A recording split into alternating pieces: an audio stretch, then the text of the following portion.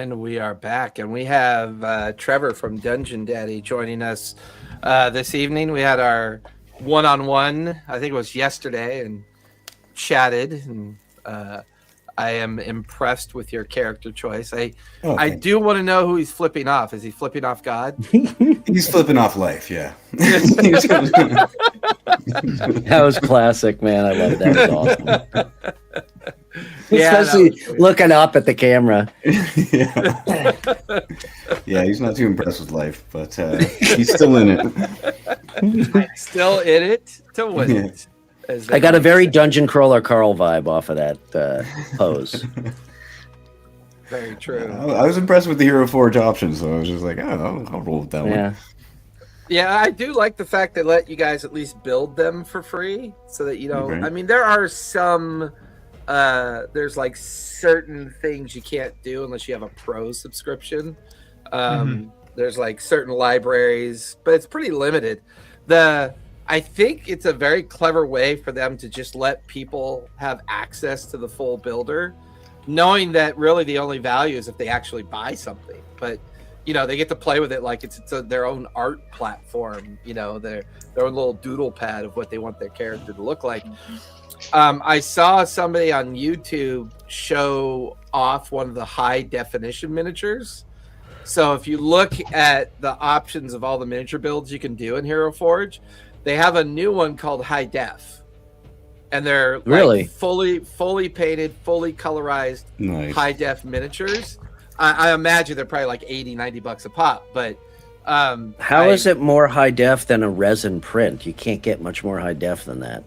I don't know, but that's how they're pitching it. And when I went to the guy's YouTube channel, it's a pretty for an over-the-counter solution to a miniature was actually pretty impressive. But like I said, I'll have to check that out.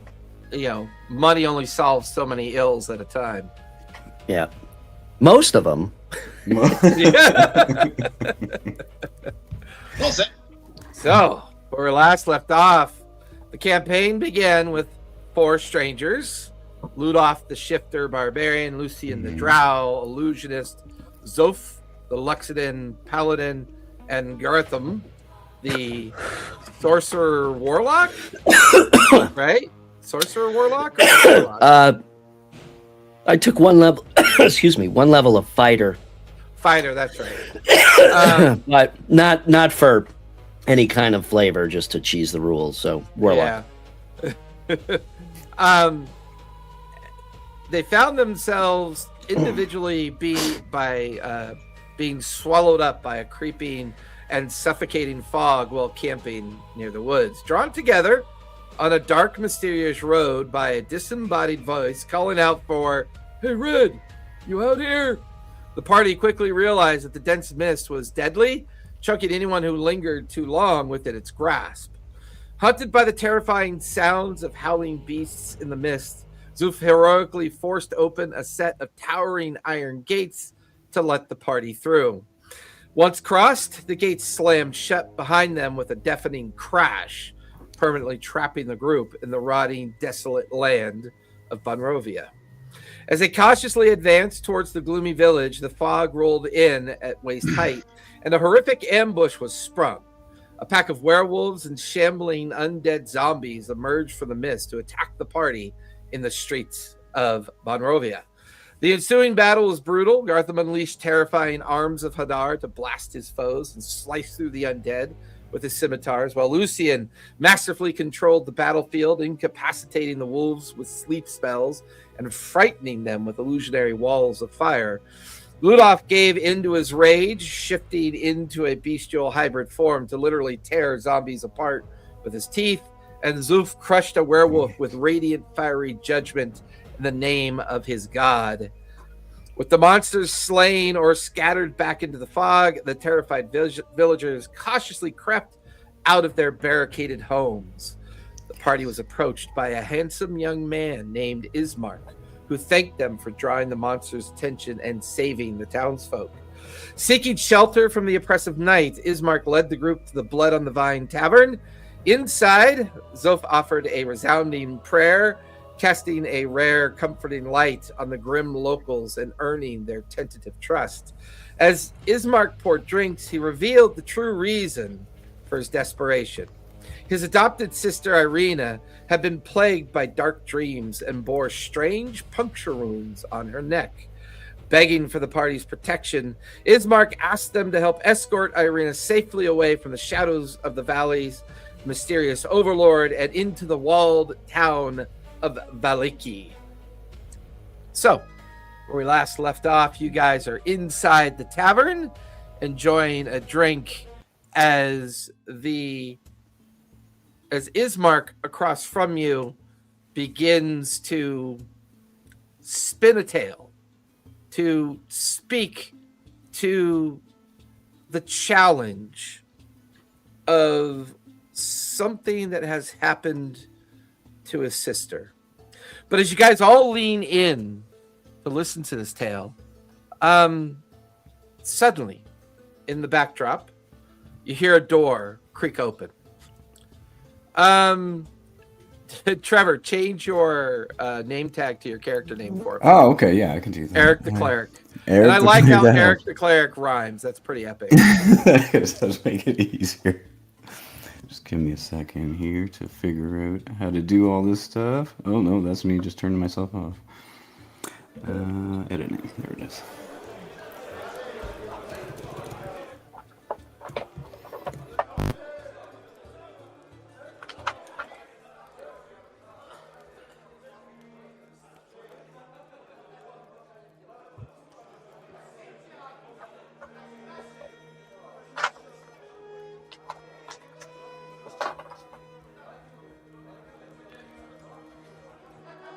As Eric the Cleric begins to arrive into the interior of the tavern, Eric, go ahead and describe what your character looks like, if you would, please. Oh, that was weird. Oh, geez. From time to... There we go. There, I'm back. Eric, as you arrive into the interior of the tavern, you look over and Ismark recognizes you and kind of nods at you and invites you over to the table. As you walk across and through the tavern towards the table, describe what Eric the Cleric looks like. Well, Eric the Cleric, he has a missing right leg and a missing right arm. He's got 2 prosthetic limbs there. And then he's got a mask that covers half of the right side of his face. So only this side's good because the rest have been clogged out. He was a... Should I go into his backstory or just what his description's like? No, you can just describe how he looks. Describe him. Okay, then he's got a nice kind of red. red and black garb. And he carries a nice short little war hammer with a spike and a kind of a double spike on the back and a hammer on the front. As you approach the table, you see 4 other individuals here. Gartham, really quickly, describe what you look like as Eric approaches the table. So I am a Koravar, which is of somewhat elven descent. So, and somewhere in my line was a drow. So I have a very kind of grayish skin, not quite as dark as a drow, but a very gray pallor, like bone white hair, long hair, and a braided excellent. I also have bone white hair. I forgot to mention that. And cool. Really pale skin. We're gonna mess with people. Yeah. Who is it? Black studded leather with silver accoutrement where applicable, and a long black greatcoat, and a ringmaster hat.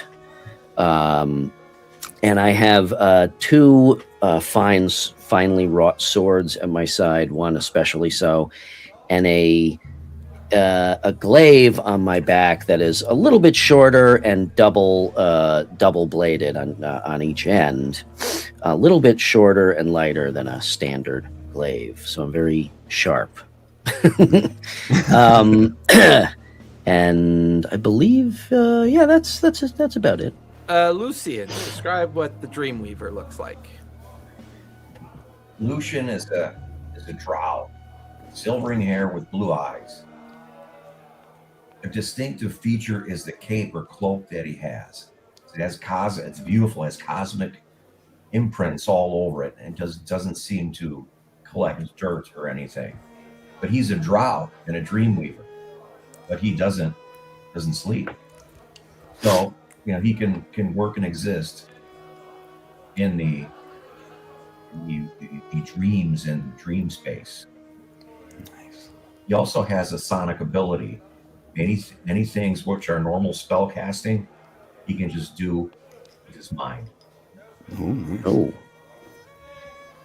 I was pointing to your character portrait behind you, which is awesome. Just wanted to make sure people saw that because it's awesome. Ludolf, describe what you look like. Oh, Ludolf looks like your typical medieval woodsman. He's like kind of a husky feller. Looks he comes off more human than anything, but he is rather hairy. He always has a sort of jawed expression. Think you're a village idiot. Just throw up into space. Nothing going on upstairs. Just that kind of look. He's got furs and the accoutrement of a woodsman. Bow slung over his shoulder, an axe also. With that, Zoof. Oh, right? he does have golden eyes though, like a Oh, right on. wolf's eyes. Cool. Zoof, go ahead and describe your character, if you would. Zoof is about 7 feet tall. Okay. He's a loxodon. He's a big guy. So he's a loxodon, which means he's a sort of anthropomorphized elephant. He is wearing his plate armor. He's about cracking the chair that he's sitting in because it can barely hold him. He has his mace, he has his maul, he has his shield. His helmet is sitting on the table next to his tankard. His eyes, when he gets really passionate, glow an even more fiery, radiant yellow than they are right now. And he tries not to knock over things with his trunk. Ismark quickly stands to his feet, comes over, grabs Eric's hand, and shakes it. Gentlemen, allow me to introduce Eric. He has been helping me with my adopted sister's traumas and challenges lately. I had sent word for him earlier to meet me here to discuss the possibility of moving my sister to the walled and fortified village of Vallaki. But please, Eric, sit down. Have a drink. Thank you. Hello. Pleasure to meet you all. It would seem that Likewise. we have other individuals here that might be able to aid us in this effect. The difficulty I'm having is convincing my sister to make the journey. And I was wondering if not only could all of you help me in escorting my adopted sister to Vallaki, but help me also convince her of the importance of keeping her safe. My sister is under the illusion that the creature from the castle will not harm her, but I think she is mistaken. This creature has sent his minions multiple times to try to break into our family mansion, barely being driven off. But a distraction, I'm sure of it. For each time they've come, my sister has fallen under a horrific trance, only to awake with fresh, bleeding wounds on her neck and no memory of how she got them. She is in great peril, I fear. But I have been unsuccessful in convincing her. Her father perished in the most recent attack that occurred, and I fear that she is at a tipping point of her trauma. Either a discussion from us, a sense of brevity of our concern for her safety. I'm hoping that this will peel back her misgivings and misunderstandings about what we must do to keep her safe. This creature this baron that lords over this land. He sits up in his castle known as Ravenloft. He goes by the family name of Strahd. There are rumors and disposition of him, but we have no specific proof. We find ourselves on the edge of death daily, thwarting his constant incursions.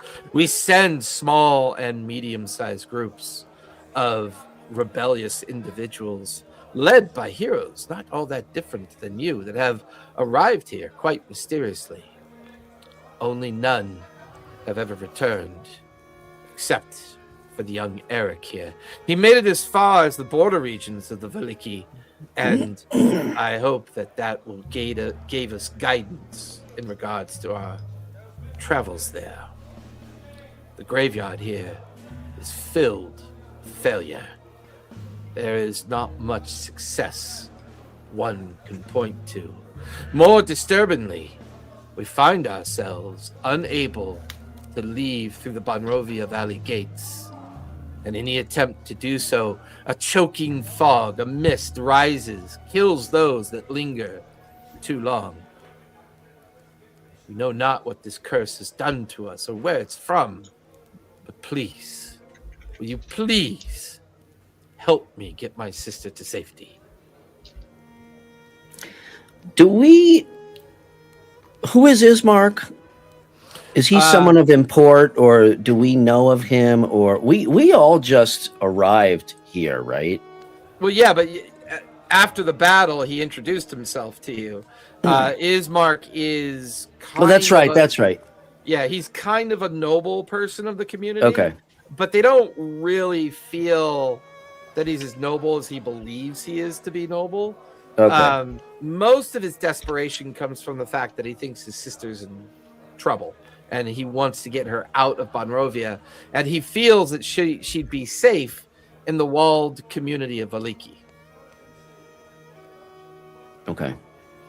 Do we know why this Baron wants her? That was my next question. I think he is obsessed with the idea of her. I don't think he is aware that she's even Ireena. He looks around.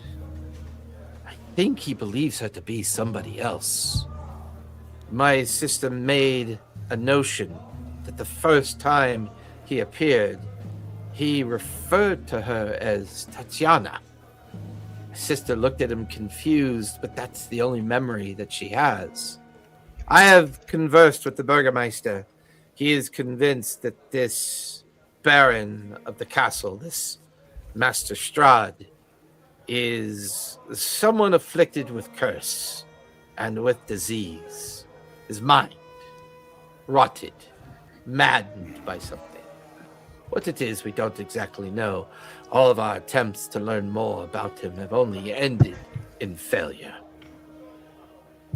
Do we know anything about Tatyana? Do we have a photo or anything, or a portrait? We know that we think she may have been a former mistress of the Baron. Maybe even a former lover or companion of sorts. His obsession with my sister has already led wave after wave of undead creatures and werewolf packs to the mansion. If it wasn't for Ireena and my father, they certainly would have had some measure of success by now. What time is it right now then? This is beginning to... Yeah, it's evening, so it's like that early part of evening where the sun, and that's the hard part about Bonrovia. The sun is always kind of pushing through a gray, overcast haze that never seems to really let the fullness of the light in. So it's not like early evening, but as soon as the sun goes down, it doesn't even feel like twilight. It feels like, midnight. Just like night. Boom. Yeah. As soon as the sun goes down, it just has that inky blackness of midnight, even though it's not even that late into the darkness yet. How long has this Baron been here? I mean, we're all new here, right? We're not even sure where we are, to be honest. You are in the cursed lands of Bunrovia.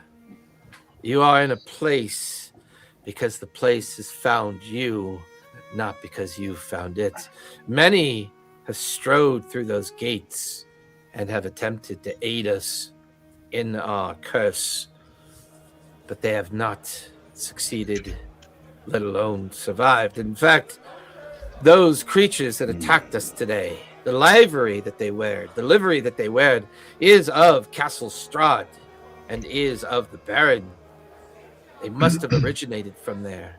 But some of those people, some of those undead creatures that attacked us were once members of our community, townsfolk that rose up in desperation, followed or guided heroes to the castle, only to never be seen again.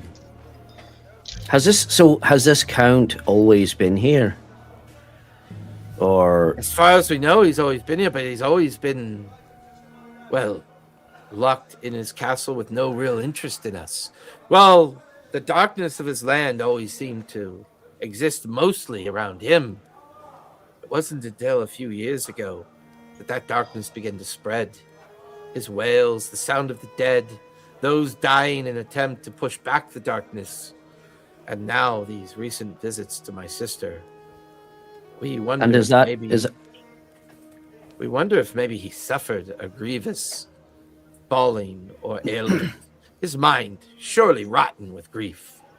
And is that when this you said that you're not able to leave this land because of this deadly fog? As soon as these visits began with my sister, I would say that is very accurate. Over the course of the last few months, the last contingent of those that were able to leave were never spoken or seen of again. And every now and then, strangers like yourself find yourselves wandering into our gates and into our mists, and I've taken up the cause many times, but I will caution all of you. I think the ability to leave this place is linked to the power of this Baron. Same speech I give to them, I give to you. Destroy this creature. Help me get my sister to safety. Figure out this curse and undo it. It may be the only way you can leave these lands, Bunrovia. I would like to make an insight check to deduce whether he is truly concerned for the reasons he says, or if it is more like, I just want you to, if he's making up somewhat of a story for his... Yeah, give me an insight check. That's not a good one. I got to roll to 2.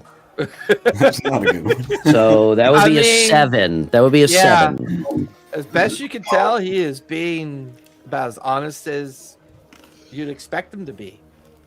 I totally believe this guy. We should do whatever he says. Lucian sits back and he casts Detect Thoughts on that person. I'll cast it. Now, are you going deep, or are you just going for the surface thoughts? If you go deep, he gets a wisdom save. If you go for the surface thoughts, you'll get limited information, but you'll get mostly emotional kind of interpretation of what his most immediate thoughts are. Let's go deep. Okay. That is going to be an 11 on the wisdom save, which I believe fails. As you push through his surface thoughts, which are layered around fear, misgivings, concern, and a sense of trauma, you're now deep in his thoughts, and his deepest thoughts are one of desperation, one of absolutely convinced that his sister is going to become whatever this Baron has become, and that he is willing to sacrifice whatever and whoever it takes to get his sister to safety. is there anything like sacrificing us to accomplish this goal? Or is this a genuine mission? I mean, it feels genuine, but he knows that if any of you die in the process, you get the feeling that that's a risk he's willing to take. how Pushed under the way. how altruistic of him. The fog's always barfing out new heroes, so I guess if some of you or all of you have to die, I can live with that. I'll just have to deal with your sacrifice. Were you going to say something, Lucian? No, I think that's it. So in other Okay. words, he's desperate. He's desperate for his stepsister, and Yeah. he's going to do whatever it takes. Hopefully, we're the next time. Where is this young maiden being housed right now, Brother Ismark? She's at the family estate, the mansion, not too far from here. Well, she shall has we become- proceed there? If Shall you we are go? if you're all in agreement of helping my sister, I think this would be the wise thing to do. I stand up and I have to pull the chair from my rear to get it. There's like some cracking of wood. Brother Ismark. And this is no offense to any of you. I don't know any of them well. I just know that as a knight of the Helionic Order, it is my duty, wherever the sun leads me, wherever it shines upon me, to be of service. So I am ready to go now. You're a right trusted individual. I want to check out this deadly fog, and rather than taking your word for it, no offense, but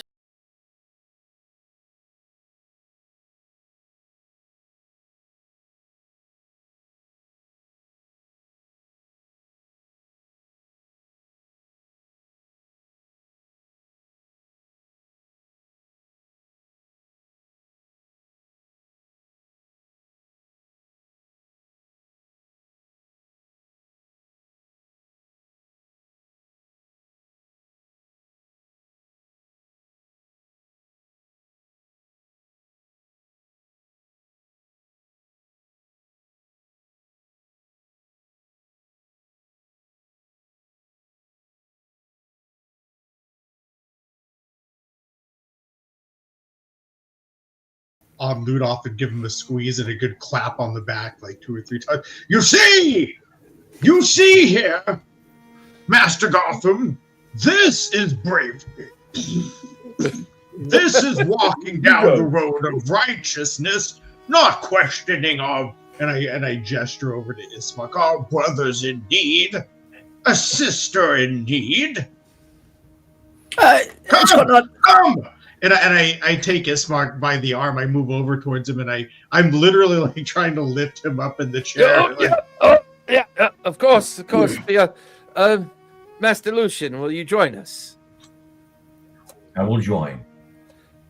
Eric, I know the trauma of your most recent journey still settles on your brow, the damage visible for everyone to see, but will you try again? Will you help? Will you help? I'm going to lean in close to him and I'm just going to whisper something in his ear. But none of you will hear it. And then I'll join you guys. Ugh. wait. So you faced this guy again? I mean, before?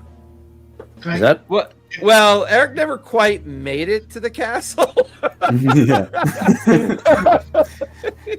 Almost When a I feel TPK, but I ran away. No. Would I be able to roll a perception check to hear what he whispers? Yeah. You give me a perception. Since I'm right next to Lucian. Yeah, Eric, give me a deception to at least kind of balance out whether or not Zoof hears anything. Alright. I rolled a 17. And he has very large ears. That Yeah, will I've do rolled back it. here. Oh yeah, you do have large ears. Alright. So since he heard, what would Zoof pick up? What do you whisper to Ismark? I just kind of whispered, I'm not sure about these guys. My party was better. I love it. With that, all of you begin to stand. Gartham, you watch as all of them are preparing to leave. What does Gartham do? How far is the gate? The gate is about a 3 to 4 hours journey back towards the westerly direction. It took you guys most of a half day to make it into the edges of Barovia by the beginning of sundown. So you'll arrive at the gate like in the middle of the night, like it'll be midnight by the time you get there. Perfect time to investigate strange and mysterious fog. Well, I am a warlock, so. Yeah, that is your witching hour. As they Well, say. no, I look at everybody, and so nobody's curious to know. We're all just gonna buy into this story and go with it. Do we have I another? feel like Ludolf still has like a burger and a beer. And he's like, "Oh, the food's good too, Gartham." I turn to Lucian, kind of, having an obvious Heritage. heritage. Yeah, an obvious comfort given our, partially shared heritage. Although and I'd I also just think Lucian would be like, "No, in our neighborhood, you'd still be weird as fuck." Yeah, probably. Yeah, this is from my end. Not, I fully expect him to be like, no. But I look at you, and I'm just like, "Are you all right with this? With going?" I'm comfortable with darkness, but I also know what it can bring. All right, fuck it, I'll go. Let's go. I mean, if it's gonna be all dark and creepy, like, I'll go just for the fun of it. The other one did. As you guys leave the warmth, and Well, do we get a spell reset or a rest or anything?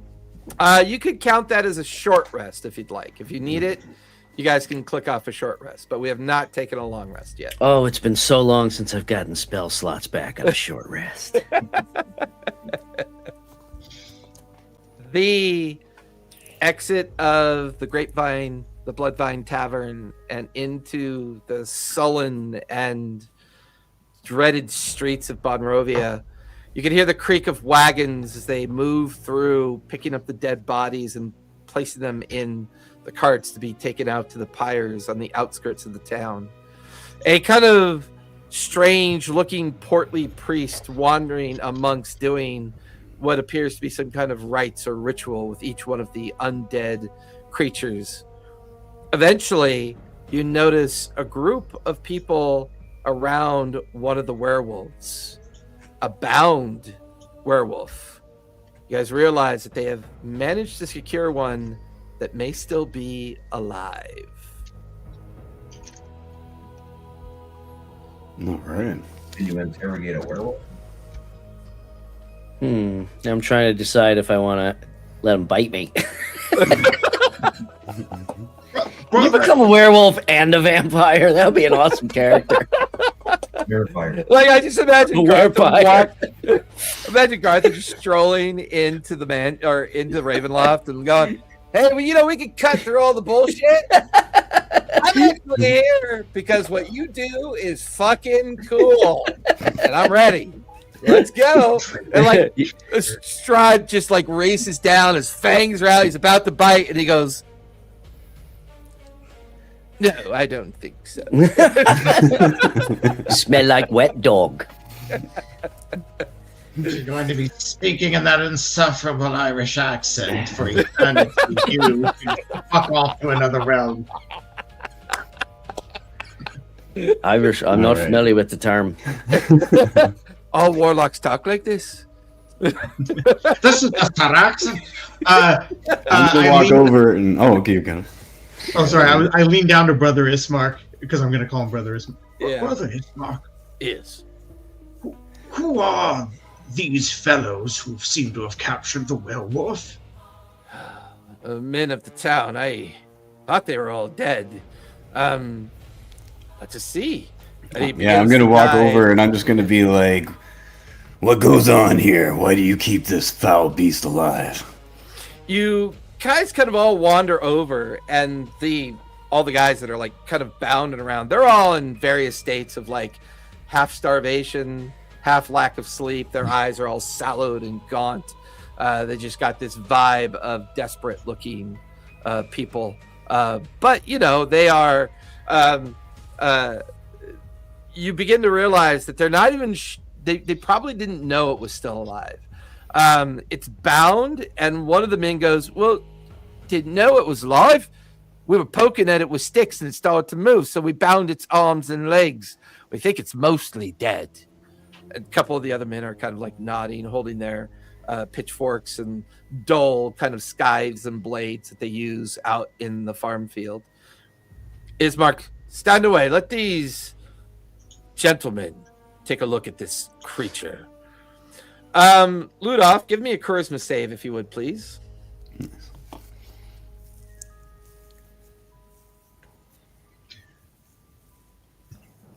Oh, I'm sorry. Was that me? Yeah. I know Yeah, you're the other Ludolf. Character name. Did you say charisma? What was that about Village Idiot? By the way, I'm poking him with a stick right now. Charles is awesome at role playing. He never breaks character, man. Charisma save, if you would, Ludolf. Yes, I rolled a 2 and I have a -1, so that's a dirty 1. Oh, you know what that means. Interesting. As Very interesting. As all of you make your way over there, for you, Ludolf, your human nostrils begin to fill with the smell of a lycanthrope territorial competitor. Your blood begins to boil, and in your mind, you just have this urge to protect Red and to rip the throat out of this creature that dares live near enough to you to threaten someone as important as Red is to you. Now, technically, you have an option here. All of you could see that Ludolf is about to fully transform and potentially rip this surviving werewolf into pieces. I'm going to cast Calm Emotions. Nice. And that's a wisdom save, right? It is a charisma save. Ooh, not a good choice. Well, yeah, it is because he'll fail. It's like a -1. I forgot. Yeah. Go for it, Ludolf. Give me another charisma save. 10 minus 1 is a 9. Yeah. All right. You are Suddenly- calmed. Yeah, suddenly your nostril, like, what does Gartham like say and do to like try to, as he's casting the spell to bring Ludolf like refocus? What was it that from Avengers with the Hulk? Easy there. Sun's getting real low now. No, I Put his hand out, stroke it. yeah, I kind of walk close to him because I'm not really afraid of much. Spooky shit does not bother me. It's more of a curiosity. So I approach him as he's starting to growl and whatnot, and I just whisper something in the runic language that I use for my spells, and cast it, and then I just say, "Don't start yet, Ludolf. Got plenty of time for that. Just calm yourself." I wasn't gonna do nothing.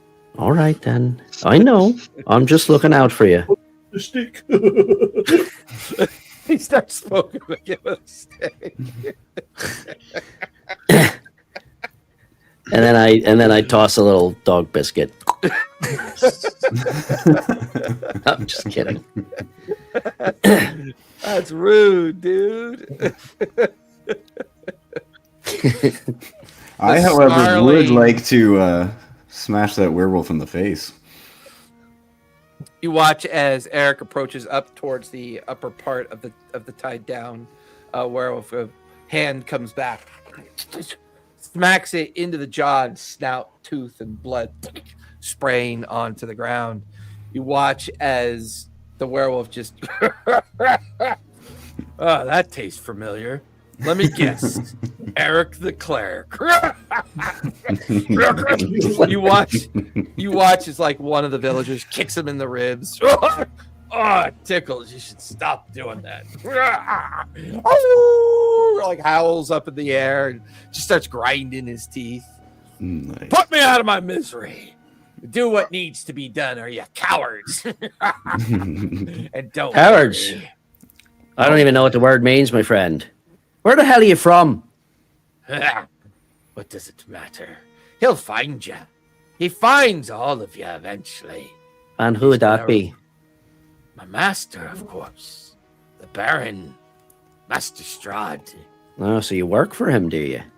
Well, I wouldn't say I work for him. I would say that our beliefs have reached a mutual understanding of just how tasty you people are. Ah, interesting. Have you always been like this? Or were you normal at one point?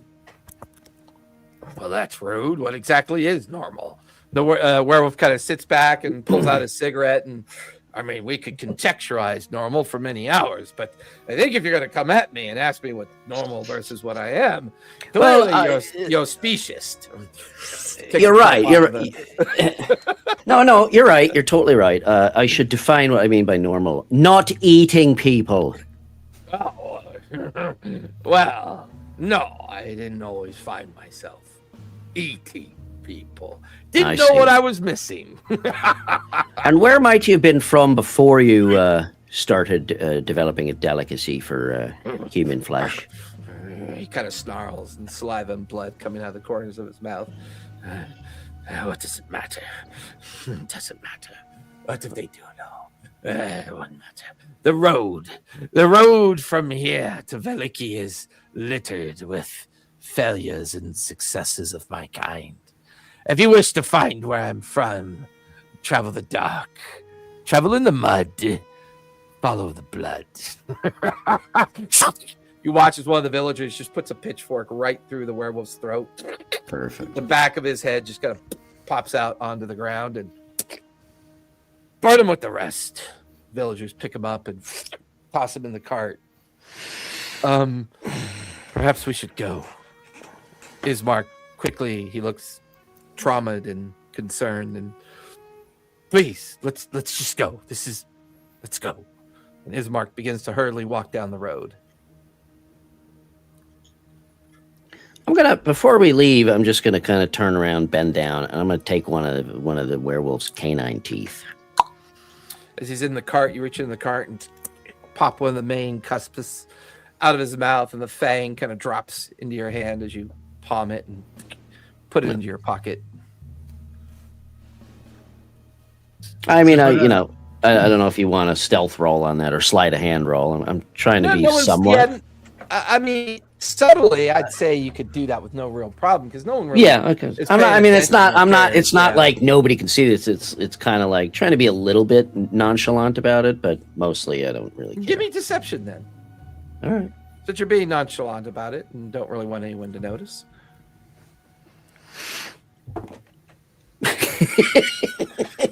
I should have kept my mouth shut because that was a 1.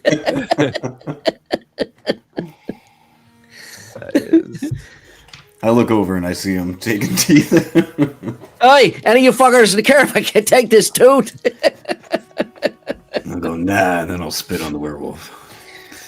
Yeah, so that would be a natural 1, which would give me a 7. So you guys watch as Gartham's attempting to be very subtle about it, but as he goes over to the cart, the whole time he's trying to yank out that tooth, it's like battling a nail hammered into iron. He's like,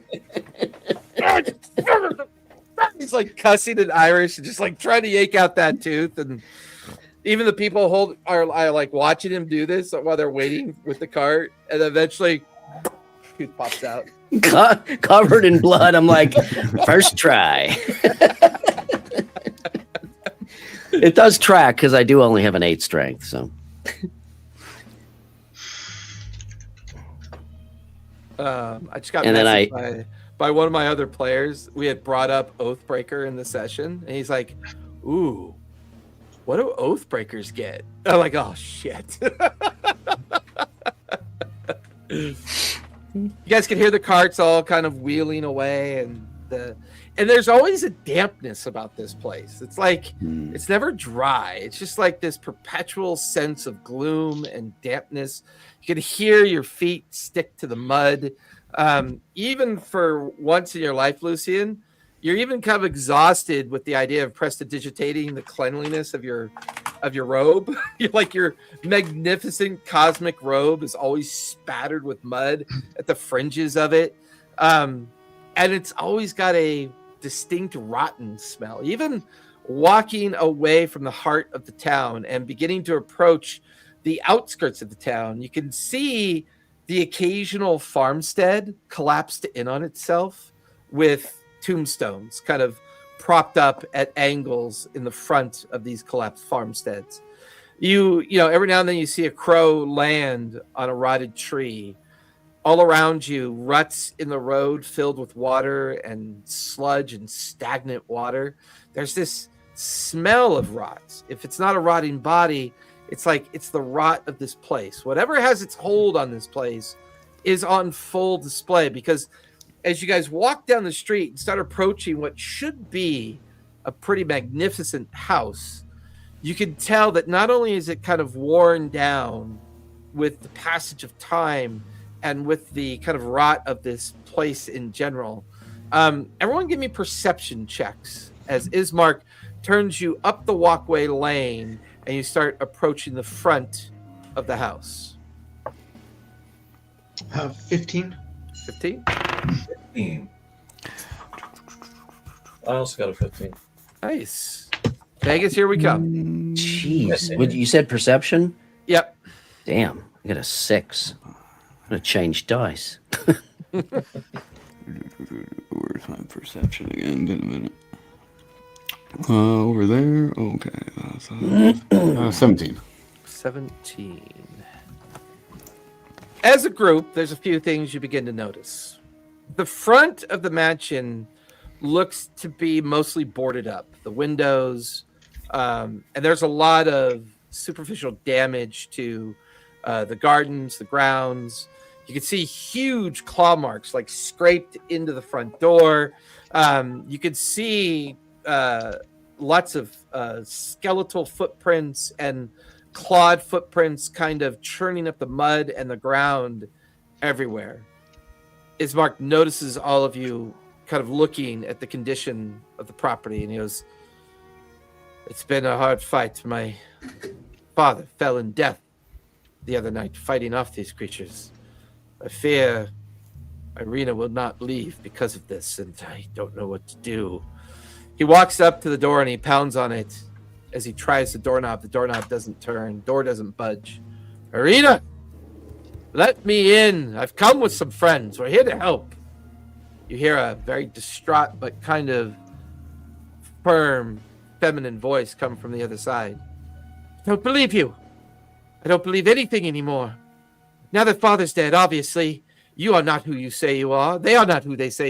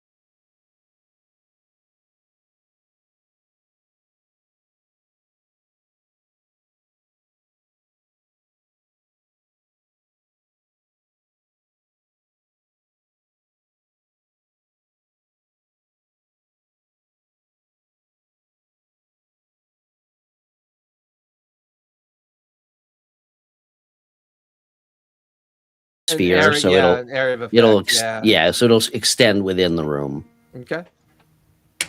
I'll lower the DC. She'll fail. Okay. Yeah, that's pretty handy. Zoof, give me a persuasion check. And how do you try to convince her to let you in? Oh, we still have advantage on persuasion checks. No. Yep, because Gartham's cast and because Ismark is with you. She's uncertain as to whether or not to trust you. She seems to be in a relatively paranoid state. My dear, I have come through these mists. I am a servant of the sun.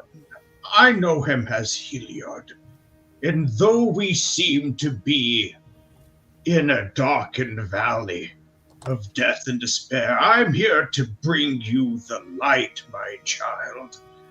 And if necessary, I can deliver that light through the wrath of my mace, be it a holy and divine wrath. But listen to my words and the comfort that they can bring to your soul. Lord Heliod is here to lighten the way, and I am the shepherd that can lead you down that path. If you would let me in and begin my work. Persuasion with advantage. She doesn't have the actual frightened condition, does she? No, unfortunately not. Okay. This is a state of condition that she's in after at least 2 visits by Strahd. Okay. And as Zoof says all that stuff, I'm going to just kind of chuckle to myself. Yeah, I just kind of shake my head. What did you get, Zoof? 15.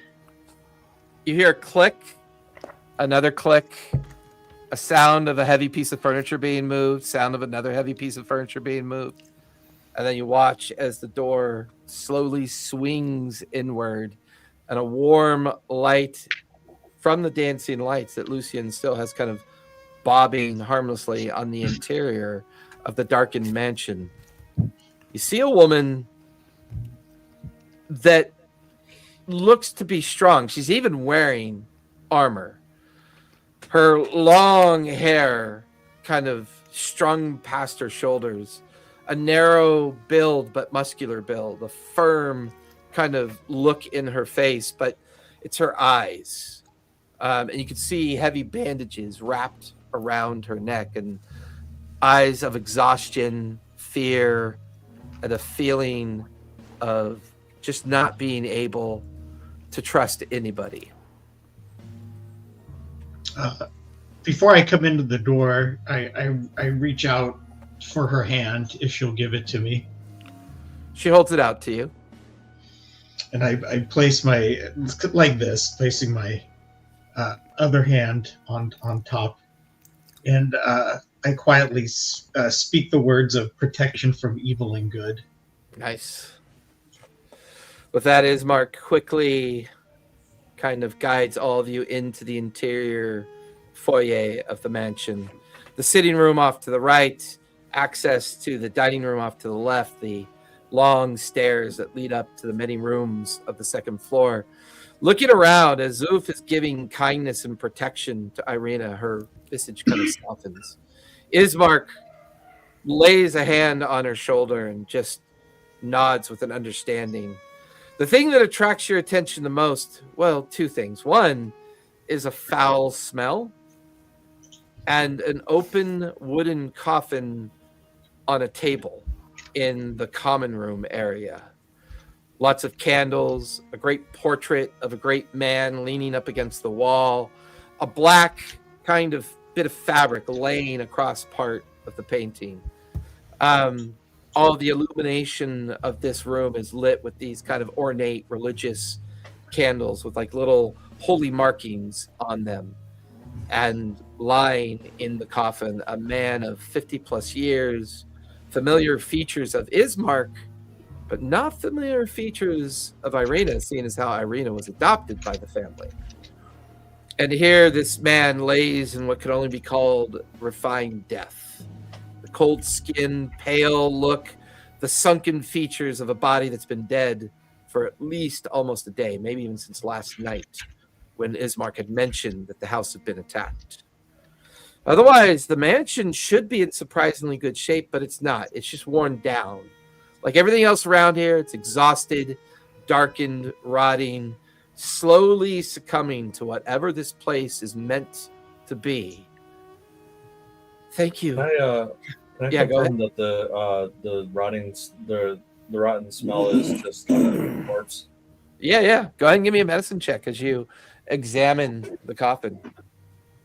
Okay.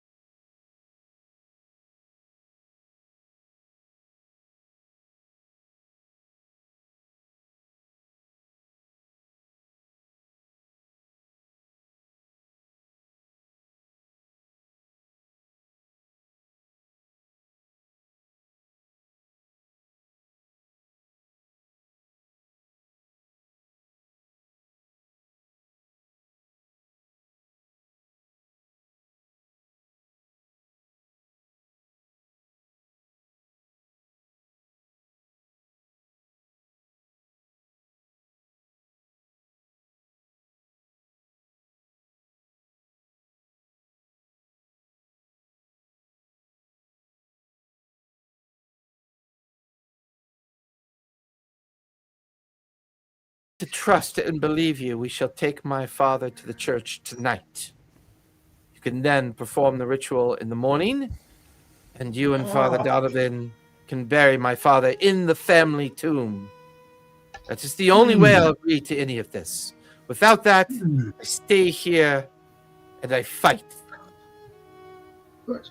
Miss. And so I take off my helmet. Which Would is you please? Massive, by the way. Yeah. So I lay that down and then so I'm making my way over towards the coffin, and I go ahead and I kind of unclasp some attachments of my plate and take out an amulet with the sun on it, and I hold it in my right hand, and then with my left I start doing a sort of ritual and a quiet recitation, where certain syllables and stuff Right. can be heard, but I take about a minute or two with that, replace the amulet, clamp it, and then I look over for confirmation of what I'm doing, to Ismark and Ireena, and I'm reaching up towards closing the coffin. Yeah. Okay, and since nobody stopped.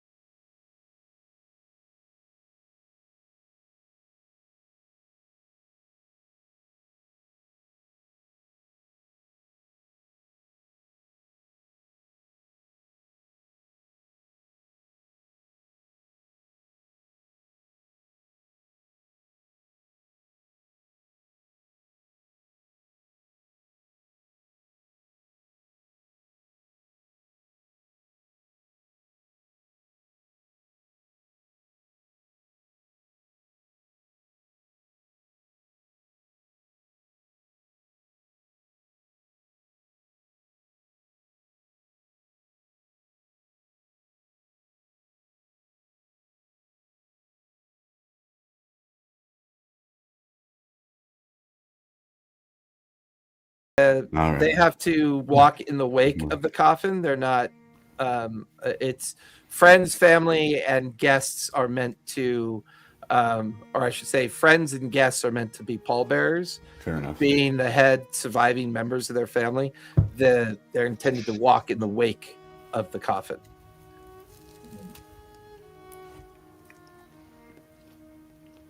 Lucian will carry. Okay. With that, Zoof, Ludolf, Lucian, and Eric all grab respective ends of the poles and they lift. You can hear the heavy thud and shifting of the coffin. Ismark quickly goes and opens the door with Gartham in attendance. Before long, all of you are now back down the front of the mansion, through the garden pathways, heading down towards the muddied road. And instead of going back towards Bonrovia, you find yourselves going the other direction and following a different trail. This trail takes you about 10 minutes of walking to get to the outskirts of what can only be described as a very large cemetery. The cemetery has a rotted brick wall in various states of disrepair, a pathway that leads between the gated entrance where the iron gates are kind of rusted and thrown open. A place that was probably once a place of intended purpose and light, now fallen into disrepair and rot. The door stands open, and as all of you guide yourselves up the stairs,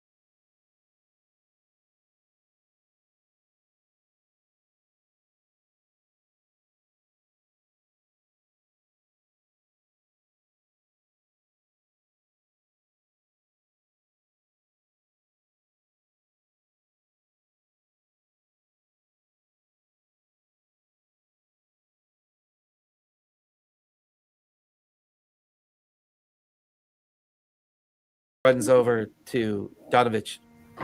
You must understand, this must be done. It's the only way I can get my sister to safety. Donavich pushes Ismark away, kind of like falls backwards, and begins to retreat back behind the altar. There's no safety, man. There's nothing left in this town. This town is dead. This land is cursed. We are all slowly rotting to death. There's nothing for us here anymore. Why do you continue to resist the inevitable? And there's this like awkward, calm and quiet, and then you hear like fingernails on wood, like scratching at the wood, like that flicking sound. And at first you all kind of look at the coffin, but then you're like looking around. It's not coming from the coffin. And over by Father Donavich, you watch as he lifts his head and his eyes go wide with grief and fear. And then you hear this like raspy, kind of rotten voice from underneath the floorboards. Father, I'm hungry, Father. Why won't you feed me? It's been so long, Father. Feed me. Feed me. You watch as Donavich stares down at the floor, stares at all of you. Do you hear that? Do you hear that? Aye. My son is dead. That can't be my son. That doesn't make any sense. Father, I'm here, Father. Feed me, Father. Yeah, you should feed me. I'm so hungry. And then you look down at the floorboards in front of the altar, and you see these greenish gray, thin fingers kind of form through the cracks of the floorboard, and you watch as the nails dig into the wood and scrape backwards, and the wood kind of curls with the scraping sound, and the little filaments of wood patter around. And you watch as Father Donovan looks down, looks at all of you. No, this isn't happening. This is false. This is devil's work. This Ismark looks at Donavich and Ireena, and then exchange glasses. They look up at the priest. There's suddenly this horrendous, like, cracking and rending noise as the floor blows apart. You watch as this creature jumps out from underneath the floorboards, stands there with these long, gangly arms and thin nails, a visage face that is like rotten at the chin, eyes sunken in, wearing torn livery shorts and like the torn tenements of a shirt, of a tunic. And he kind of like lunges towards Ismark. I need everyone to roll for initiative, if you would, please. Can I get a spell off before that, real quick? What depends as this is happening? What's the spell? I would like to cast Sleep on Father Donovan. Ooh, I like that. I like that flavor. Yeah, on Father Donavich. Okay. Yeah, Donavich. That's and I think that's a con. Yeah, they save changed now? it. Con save now. It is. Oh, wait a minute. That's concentration. Well, remember though, it's you only have to concentrate, I think, up until they try to save a second time. And if they fail on the second time, it becomes permanent incapacity. Oh, right. Yes. Okay. Yeah. That's a wisdom save. Sorry. Okay. Wisdom. Still is 14. Wisdom. Ooh, that's a fail. You watch as Donavich suddenly collapses to the ground just as the creature lunges at Ismark. Let everyone go ahead and roll for initiative. I will then put you in order. I figure he doesn't need to see us slice his son to ribbons. All right. Now, Jason, also... We were taking one green weapon as well? Yes. Yeah, so I took the War Hammer of Warning. Okay. And that gives me advantage on initiative. Yeah, go for it. And also nobody around me in within 30 feet can be basically surprised. Yeah. Yep. All right. So Can I be bored? that'll be 16. Yeah. Very bored.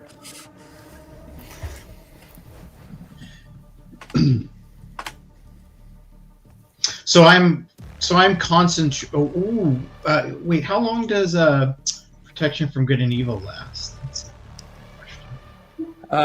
Let me double check. It might have worn off of Ireena by now. Yeah, but we can flavor that a bit. Okay. Yeah, normally it's up to 10 minutes, but you DM it. We'll say she's like because we're initiative, and the interaction maybe only took about 5 minutes. We'll say there's 5 minutes left on it. Okay. Man, those initiative rolls for you, Chris, they just don't. 23, 22, 12. What'd you get, Eric, for your initiative? 16. 16. All right. Lucian, you are up with Ludolf on deck. All right, I'm going to lead with Phantasmal Force, my classic spell. Yeah, go for it.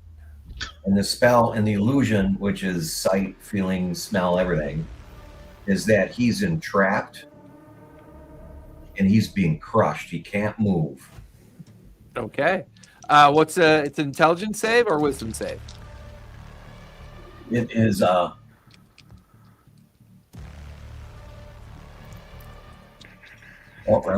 on. It's intelligence. Is it? Thank you. Yep, no problem. That is a natural 17 plus 0. So does he fail? Well, what's your DC for the spell? Should say in the spell itself. Intelligence at 15. Yes, he resists the effect. All right. So I would roll then 7, so he takes half of 7. Half 7. He'll take 3 points of psychic damage, and he's not aware that he's trapped by any measure or means. You still have your bonus action and your move. My bonus action will be to cast Mage Armor. Nice. That's a cantrip, or that's a level 1 spell, and I have a slot. Yeah, but all spells are actions. All cantrips are bonus actions. Okay, hang on. Let me do a cantrip.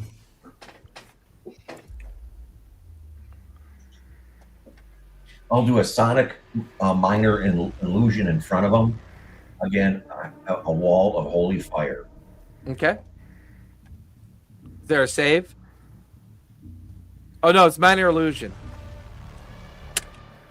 Okay. He is currently under the suspicion that there is a wall of fire in front of him. And that'll give him disadvantage on his wisdom check to determine if he's willing to move through it. Do you want to move at all?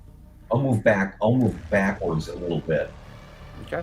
Just so the fighters can get up front and I can hide back here. Okay. Slink back here in the corridor. I'll call in the cat also from wherever he is. Yeah, I would assume it was following you while you were, okay. And it's now kind of like up on one of the nearby archways looking down at you. All right, that'll finish Lucian's turn. Ludolf, you are up with the vampire spawn on deck. Who's the fellow in the corner there, up to the left? That's Eric. Yeah, that's Eric. There I am. Oh, I see. Okay. So there's just one combatant, yeah? Yeah, the only one you see currently. And he is facing off towards Ismark. But now that Lucian has got his attention, it quickly turns away from Ismark and is now kind of like staring at all of you with like drool and broken teeth in his mouth. And Ismark is to his right there? Yep, Ismark is right here. Okay. Donavich is here, but I'm going to put him prone because he's currently asleep. Right. And then Ireena is over here. Oh, okay. All right, I will move to the opposite side of the spawn. At range or in base? What? At range or in base? Oh, in base. Okay. And I'm gonna thwack him with my axe. Go for it. I'd like to thwack him. Yep. I'm a good thwacking. They call me the thwacker. Oh, natural 20, motherfucker. Nice. Nice. Max damage and roll them again. All right. That's a D8 plus 3, so 11 damage. Do I add the modifiers or just max? After the fact, right? So like, Okay. you max the damage, then roll it again. Add those two together, and then add your modifier, and that's your max damage for a crit. Gotcha. So that does 15 damage. 2 points of slashing. And like catches him in his midriff. Kind of like buckles over, his stomach splits open. Part of his entrails kind of spill out onto the ground. And then he turns to look at you. You watch as one of his hands gets extended claws. And as a reaction, he's going to like slam his claws up into you. That's going to be a 21 to hit. That'll do it. That is going to be 13 points of slashing damage. All right. Still have your bonus action and a little bit of move left. Yeah. He was perfectly okay staying human until he started, slashing at him and shit. And Ludolf gets a little freaked out. He's like, what are you doing? Ow! And he goes into shifter. I'm going to use my bonus action to shift. That gives me a free attack with my mouth, with my bite. So I'm going to attack. Are you in your full state or your hybrid state? Hybrid state. Okay. Trying to remember which title that one was. It's version 2. Should be Ludolf this Ludolf V3 I have. Oh, really? Yep, I got Ludolf V2. Where did V2? Oh, there he is. Right there. Okay. So you're now in your hybrid state.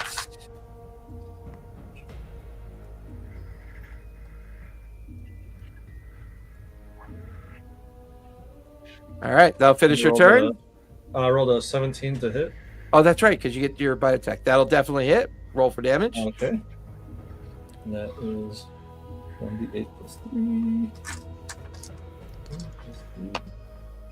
That's 6 points of damage.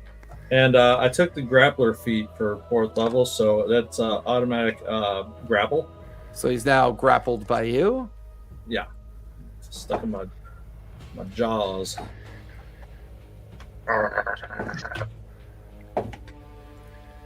And he tastes Devour his head. He tastes like really bad chicken. Oh, delicious. I love it. That'll finish Lucian's turn. This guy is going to fully embrace the grapple.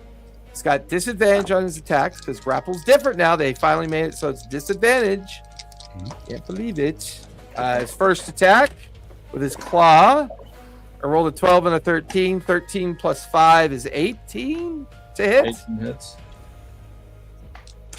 That is going to be 8 plus 2. That's 10 points of slashing damage. And then while you're kind of grappled onto him and holding him in place, he's going to reach around with his mouth and try to bite up into your neck.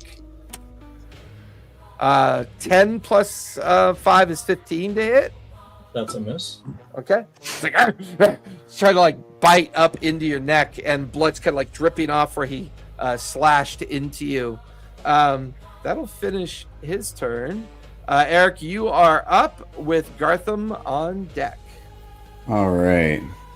I think I'm just going to do what I do. I see him take some damage, and I'm going to cast some healing word his way. Go for it. All right. The vampire goes, thank you. Oh, you mean for him? Yes, like, wait, what? Oh, you mean we're not friends? Yeah. Thought you did this for everybody. 2, 4, 7, 8. All right, Charles, you're kind of like full spooky right now. Your horror setup is awesome. I'm just like mesmerized. You're by it. literally just a silhouette. Yeah, I love it. I forgot. For 10 healing points. So you get 10 hit points back, Ludolf. Cool. Appreciate it. I'd say thank you, but my mouth is full. My mouth is full of your face.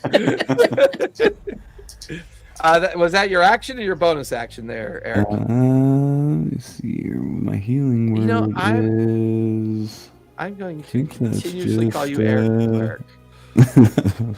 Eric the Clerk. Where is that? Should be in your Yeah, in the spell description for healing Healing word. word, yeah. Regain 4d2 or d4 plus 2. That's not a casting time, 1 bonus. Okay, this is a bonus action. All right. Okay, so you still have your I action. still and got. your move. All right. Well, then I'm going to cast some. Let me just find my spells here. Come here, you. There we are. Some Ray of Enfeeblement. Right there. Okay, casting 1 action. Concentration Intelligence of con 12. Con for save. 12. Yeah. That is a 10 plus 3 is a 13. Ooh, that will not do it then. On a failed, oh no, on a successful save, the target has disadvantage on the next attack roll it makes until the start of my next turn. Okay. And I'm going to stay right where I am for now. All right. That'll finish Eric the Cleric. Gartham, you're up with Zoof on deck. When was Father Donavich. Donavich. When was his turn? Because he has to make another save to determine if he's. He'll be at the asleep. bottom. He'll be at the bottom of the order. He'll be after Zoof. Okay, so I still need to concentrate. Okay, I'm going to move to within 5 feet of him. Okay. Then I'm going to use my Archfey Misty Step and Misty Step 30 feet away while doing a Taunting Step. So he must succeed on a DC 14.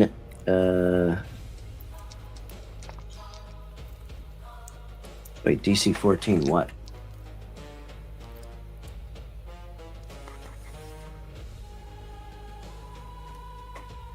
He needs to make a save, but it doesn't say for what. What's the spell? It's called Taunting Step. It's an Archfey patron ability. When I use Misty Step and apply this effect, creatures within 5 feet of me, of the space I left, must succeed on a DC 14 or have disadvantage on attacks against it really creatures. doesn't say what their DC is. Not in. Hold on, let me look it up in the actual rule. Hold on. That's bizarre. Archfey, Warlock class features, How is that subclass. not in the descriptor? That's crazy. Well, it's not in not in D&D Beyond, I should say. Hold on. Wisdom save of 14. Gotcha. That is a natural 11 plus 0. That will fail. All right, so he has disadvantage on attacks against anyone other than me. Nice. So now I will. Where do you face step 2? 30 feet away, like up on one of the tables. Perfect. Okay.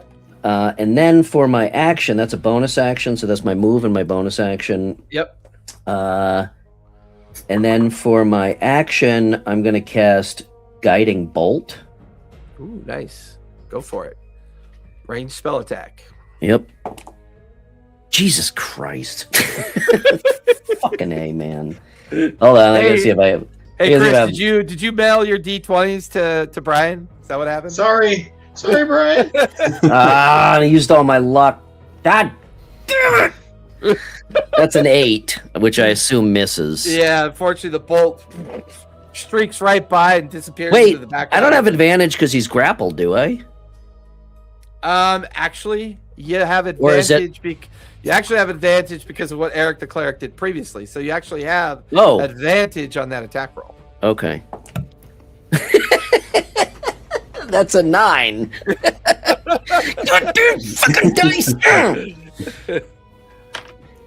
All right, so the guiding bolt misses. Welcome to level 3, ladies and gentlemen. Shit. I guess that's my We're level stupid, 4, boring believe it or turn. Welcome to level 4. That's right, because Yeah. we leveled up last session. Then I just fucking yell at him. Fuck you, you ugly fucker. I'm done. Zoof, you are up with Father Donavich on deck. I start moving forward. I take off and arm my shield, get my mace. I'm getting into base with him. Lord, may your light shine through this vessel. And I'm using my channel divinity to make the mace into a sacred weapon. Nice. And then I'll take my attack against him. Go for it. I crit. I actually crit. Nice. Compared to Nice. last time. So the damage on this the first time is I can pump the I'm gonna pump the fire into it too. Nice. Oh, that's right. You're a paladin. I keep forgetting. Yeah.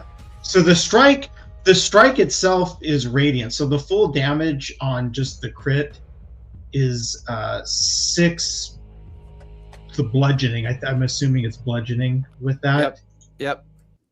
And then with the Mace of Verdict, an extra expand to touch a creature, restore. Expand 1 charge. So that's 8 radiant, and then an extra 8 fire damage to the target. It is vulnerable to radiant. So any dice that you roll, you can roll again if it's radiant damage. Okay, so then the full damage is for the crit, because I'm just giving you the full damage for the crit. Yep. That's it's 12 radiant damage and 8 fire. Am I doubling the fire as well because it's a crit, or? Yeah. So Is that remember, like serving as a so the way bonus? crits work is any dice you roll, you max that dice out, and then you roll the It's a die roll again, dice. right? Okay. 12 radiant, 16 fire. Okay. Now, because he's vulnerable to radiant, because you crit, right, and you max the damage for the mace, the radiant damage, even though you already rolled it again because of the crit, because he's vulnerable, you get to roll that a third time. Okay. So then now I'm going to roll those 2 radiant damage Correct. dice. And then add the modifier to it. Correct.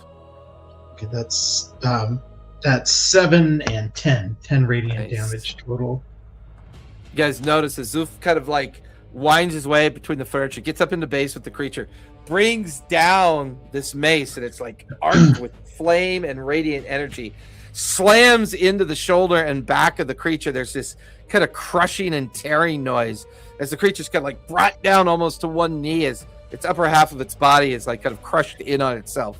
I would describe this creature as definitely looking bloodied. Yeah, the mace, when I cast the sacred weapon effect on it, it explodes with a 20-foot radius of light, of bright light in a 20-foot radius. So it's like Yeah. it's like as I move forward and back into it with authority. And then I rolled the D8 for just the normal fire damage. Correct. Okay, so let's roll this as a normal D8. That's 8 fire damage on top of it. Nice. Max damage on the 8. Nice. Yeah, man, this is a nice turn. Father of events. Donavich fails for a second time, Gartham. All right, so he is now asleep, so asleep. I don't have to concentrate. By the way, I just want to point out that my turn was the perfect. Distraction for Zoof to do so well. Well, that naturally, that goes without saying. No, that was the perfect example of why the 4 AP system, in my book, wins out over. Yeah. That's how I was feeling last time. Because Yeah, it's that's like, you know, it's like exactly- I'm yeah. back to like, oh, I failed. I guess I'm done. Yeah.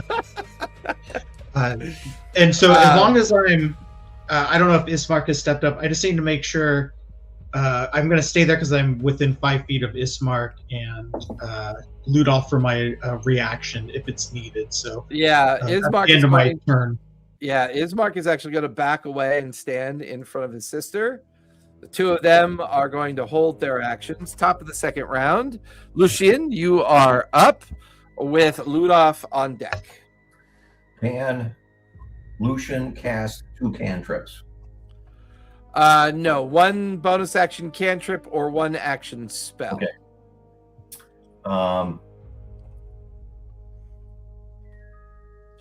He's gonna excite the molecules of his brainstem using mind fire, which means it's a firebolt. Have to roll Nice. to hit. Yeah, firebolt. Go for it. Rolls a 13. You watch as the firebolt arcs past Eric the cleric. It arcs past Zoof. It arcs past the vampire spawn and slams into the back of the wall at the end of the hallway. All right. Let's see what kind of spell I can do here. Either that, or we could say it accidentally set the coffin on fire. How about a psychic slumber, classic sleep, low level cheesy, and see what happens? Is there any? You would be aware that undead would be immune to this condition. All right.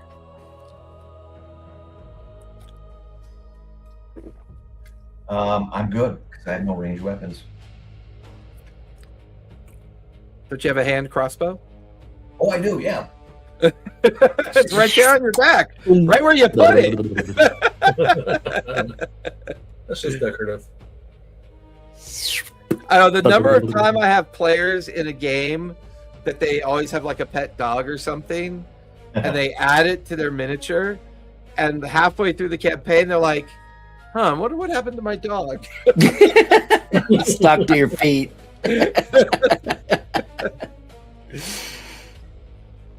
All right.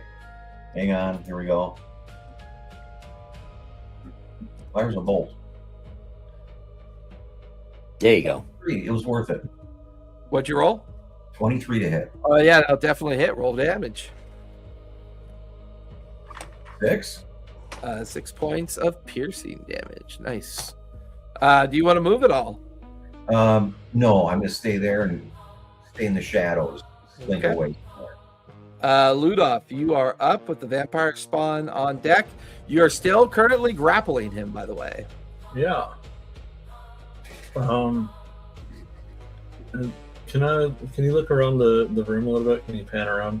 I just want to see if there's any like hazards, natural hazards or anything I can.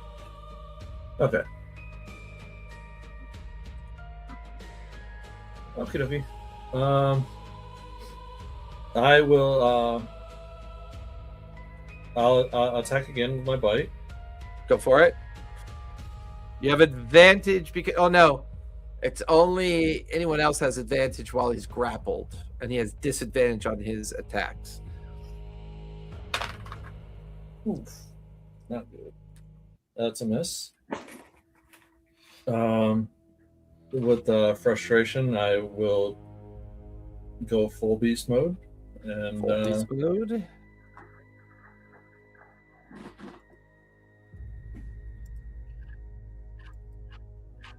and I'll attack with both of my claws.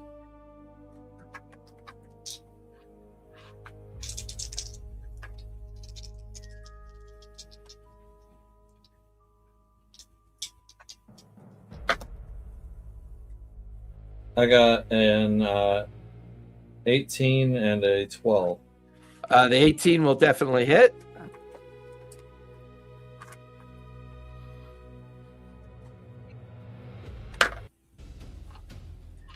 That does 11 11 points of damage.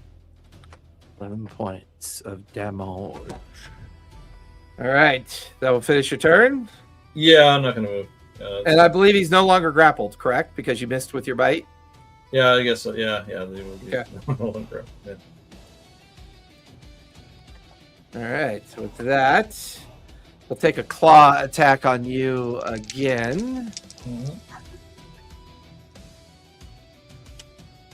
That's with disadvantage, right? Yeah, that's definitely going to miss.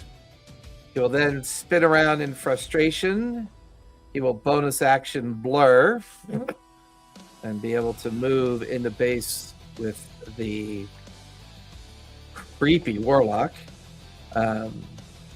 He will take a bite attack on you, Gartham.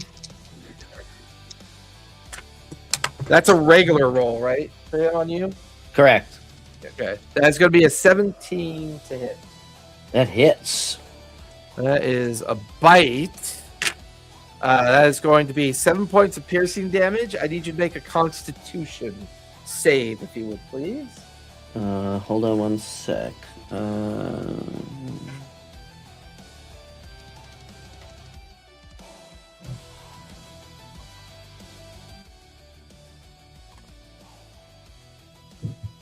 Okay. Con save. Yep. Okay. That's a 19. 19 will save. You managed to resist the disease effect, Okay. and you do not take a point of exhaustion. All right. That will finish the vampire spawn's turn. Oh, how much damage was it? I'm sorry. 7 points of piercing. 7 points. Thank you. Eric the cleric, you are up with Gartham on deck. Who am I close to? Is it just the vampire spawns over there now? Yeah, he's over here. He has a ability that allowed him to blur and get away from both the Ludolf and Zoof, and he's able to move up to 30 feet without taking an attack of opportunity. He's now in base with Gartham. Okay. Sorry, I'm Gartham. going to. Can I make it up behind him and on the one side? Do I have enough? 15, 20, 25, 30 will get you right into base with them. All right, perfect. I'm just gonna take a swing at him. Go for it. All right. You have advantage. Nice. Let me just move this aside here. Why advantage again? He's Fairy flanked. fire? Oh, he's flanked. Yeah. Okay, let's get that out. Hey, does this oh wait, does this advantage. person Sorry, look let me familiar roll to the other one. anybody? Wait, who is that? 13's not gonna hit him, is it? She does, but I can't place it. Long red hair, had a thing for halflings. Elena, Okay. I still have your spell book. That's funny. Yeah, 13 will miss. Still have your bonus action. I still have my bonus, so I am going to. Where is it here? Hold on, sorry. Should be at Somebody the bottom actually took here. the picture that I used for her in the other campaign and then turned it into a mini. That's awesome. I'm gonna put a spiritual weapon behind him, Absolutely. and I think I'll just make it a probably like a mace or something. Yeah. And then I'm rolling. Was still advantage on that one too? No. No, not on that one. No. Okay. Well, that's a definite miss. I got a 2 on that one. Okay. Put That'll the be it for me. Active right there. All right. That'll finish Eric the cleric. Gartham, you are up with Zoof on deck. All right, you fucker. All right, I'm gonna. I'll take out my swords. So I draw both sticks, which is my master crafted long sword, which is kind of more like katana-ish, and a scimitar. So I will take the long sword attack first. That is a 19. 19 will hit. All right, so for that attack, he takes 7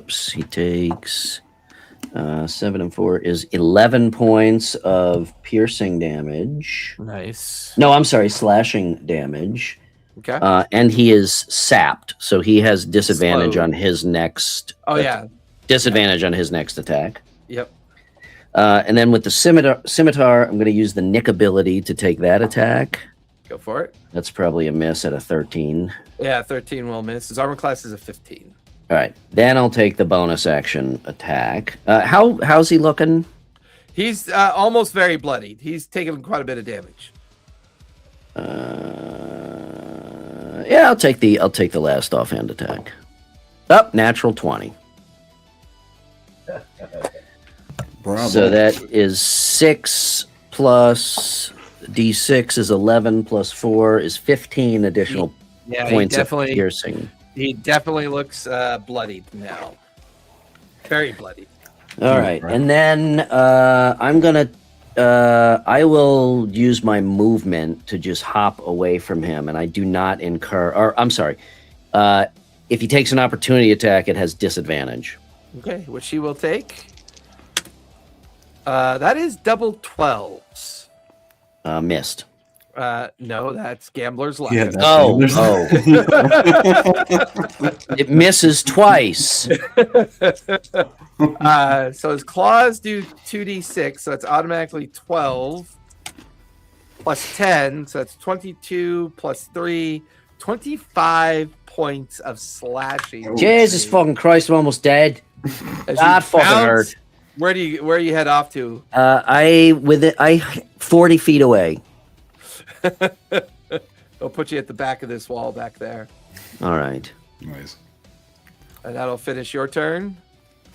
Aye. Zoof, you are up. Donavich is permanently Oof. asleep, so Ismark and Ireena on deck. Nice. Oh shit! Did I have advantage on him on those attacks? You would have had him flanked, yeah, I think. You would have had him flanked, so yeah.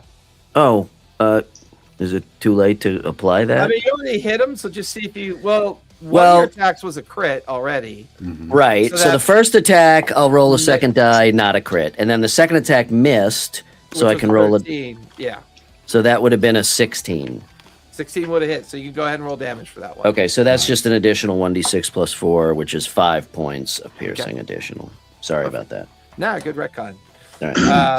Zoof, you are up with Ismark and Ireena on deck. So I have 30 feet of speed. Hopefully I can lumber my way into base with him once again. Pardon me, good dead sir. And you crawl over the coffin. Don't mean to be disrespectful, lordship, but your corpse is in the way. Smash right through that. Yeah. And then I will swing my mace Go for it. into him. The mace of verdict. The mace of base. 16. 16 will hit. Yeah, roll for damage. So I'm gonna do the last charge of fire into him with my radiance. So Yeah, go for it. not too terrible this time. Not too great this time. Excuse me. That's 4 radiant damage. Keep in mind he's vulnerable to radiant, so you can roll again on radiant damage. Okay, so 8 total radiant. No, 8.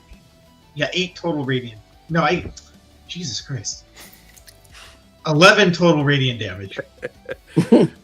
Remember, you're a professor, for Christ's sakes. Yeah, I don't teach math.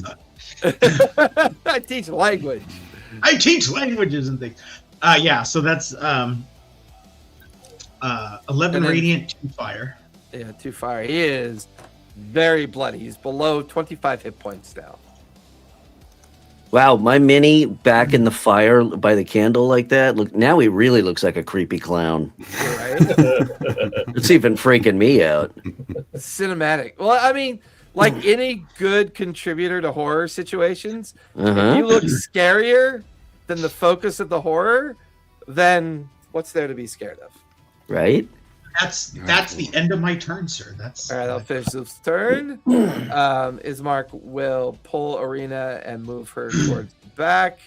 He'll then turn, pull his sword, take an attack on the creature. He will hit for 8 points of slashing damage. That'll finish his turn. Top of the third round.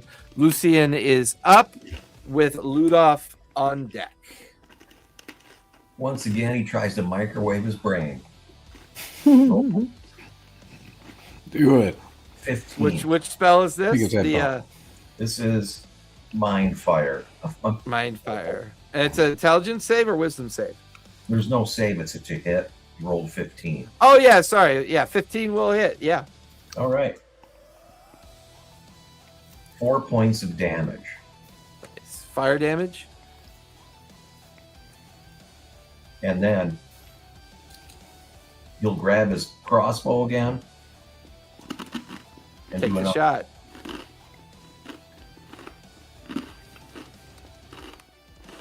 Yeah, 14. I think that's a miss. 14 is just barely going to miss. However, you have advantage because he is currently flanked by allies. All right. Take the shot. Whew. 7. 7 will miss as well. Do you want to move at all? No, but he'll take his cape and swoop it around him for dramatic effect.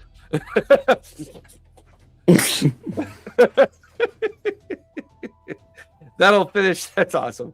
That, you know what? D6 inspiration. I love it. I love that kind of role play. Ludolf, you are up with the vampire spawn on deck. All right. Ludolf will run and he will leap off of the altar and try to bite the guy again. Go for it. Do I have advantage? You do. Sweet. Okay, that's a 20. 20 will definitely hit. Roll for damage. That is 13 damage, and he's grappled. 13 damage, and he is grappled. Okay. All right, and I'm going to do both of my claw attacks on him. Go for it. That's 19 That'll hit. and a 16. Both will hit. Roll for damage. Nice. That is 8 plus 13 points of damage. Nice. 13 points of damage. Switch. That's a great picture. I know. I think I know the guy. Hey, sells hot dogs.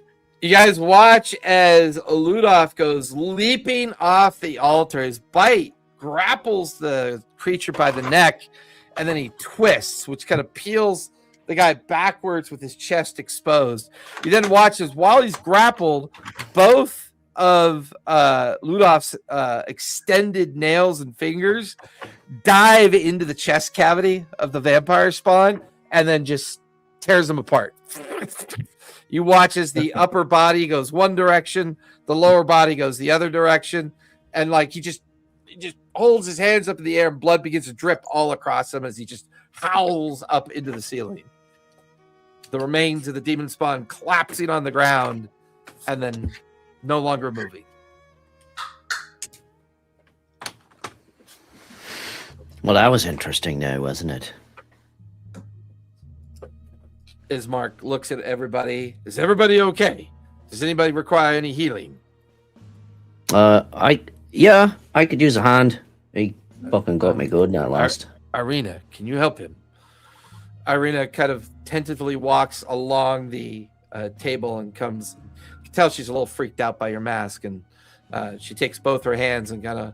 So about that, assume anytime in combat I cast the disguise self. Yeah. With her the mask, and in situations like this, I take it off. Gotcha. So she approaches and kind of lays hands onto your arm, and you feel a kind of healing glow kind of permeate through the surface of your arm as you get 10 hit points back. All right. Someone should get rid of that body before Donavich wakes up. Oh, I'm getting rid of it right now. And I'm still ripping it to pieces. It's like ribs and hands and fingers and everything kind of going in different directions. I got a chew toy. Chew toy. Like in like 5 minutes is all you guys are kind of like recovering and checking that everybody's okay. And there's Ludolf just in a pile of little bits of meat and bone all around him. I try to clean off as best I can. It's a church. Yeah. Well, it's not a very good church.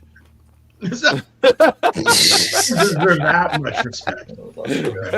In my line of work, all churches are good church.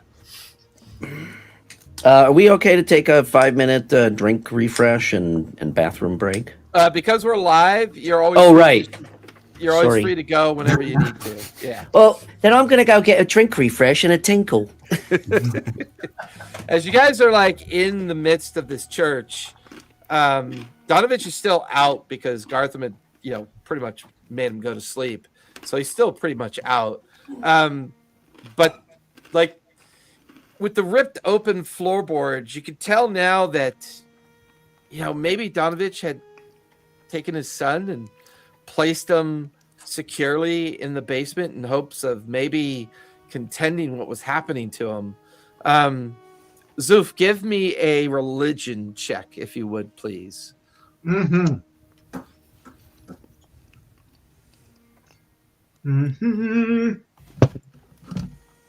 11. At DC 10 from your perspective, because for you've heard of the term and you know of this term called vampirism. It's a powerful effect that creates a spawn or a sire from a source. Somebody has begun to turn this young man into the beginnings of a vampire. It's not quite fully formed, didn't have all the magical abilities, didn't have the glamour effect and all the kind of threatening understandings of what it means to slowly or to finally become a vampire. You can tell by the condition of underneath the floorboards that this young man had been inside there for a few days at least. The sickly remains of the creature tells you that it was definitely not being allowed to feed, but whether or not Donavich truly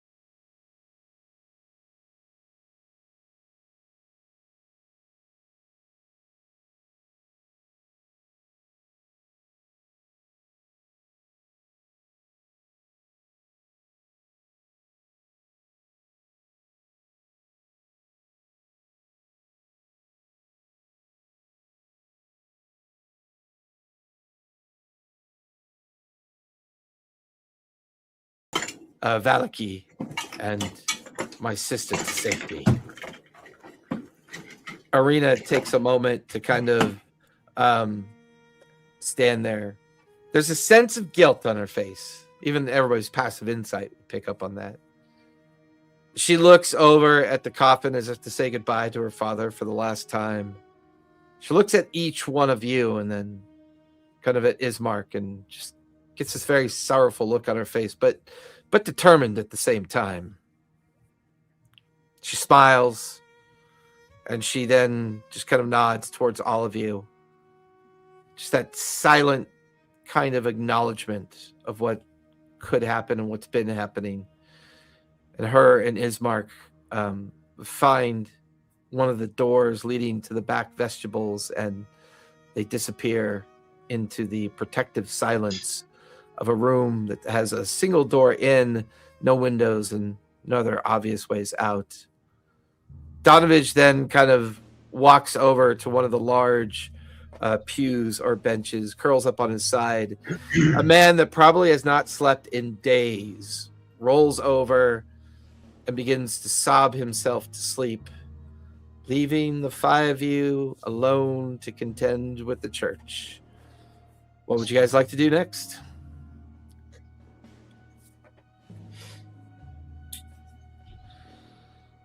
I So am I'm gonna- going. Oh, sorry. Go ahead. I was going to take a survey of what can be barricaded, or if anything tries to come in here. Yeah, survival maybe? Okay. Survival.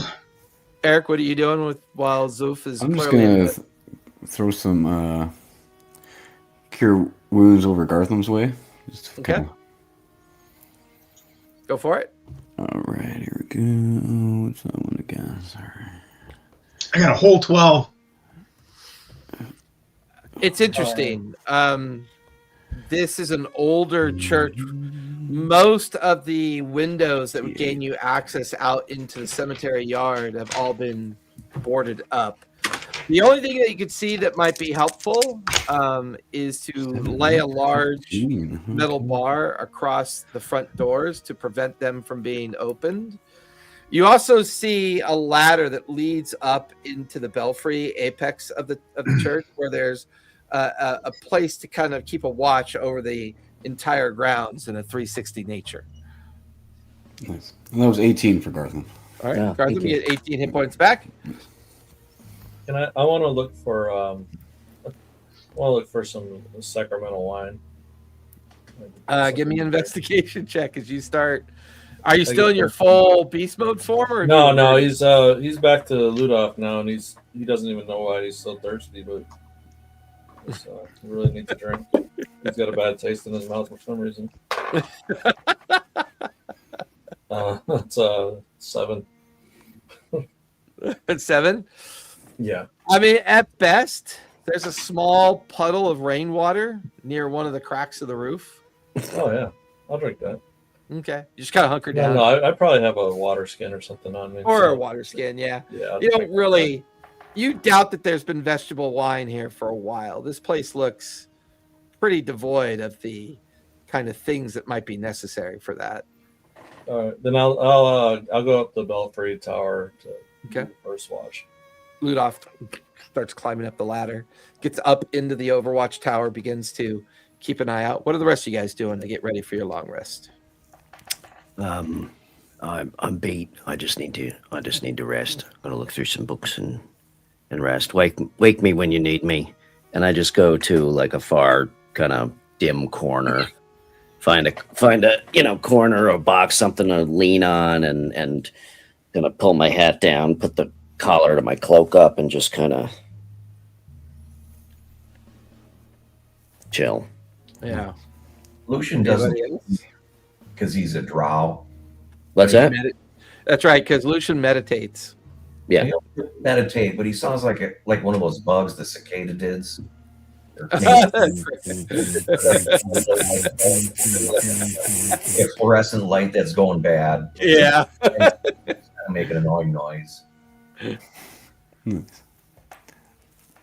I'm just gonna find a spot to lie down too. I'll just kick back. I can see that Who's guy taking the second watch? Because Ludolf took the first. I'll go on second watch. Okay. Eric will take second. Zoof, you'll take the third. Third. Okay. And the cat's out there too, so. Cat would be up on the parapet of the roof line, kind of alongside Ludolf, just kind of keeping. I'm happy to take a watch if needed. So just wake me if you need me. Kitty. Come here, kitty. I'm still hungry.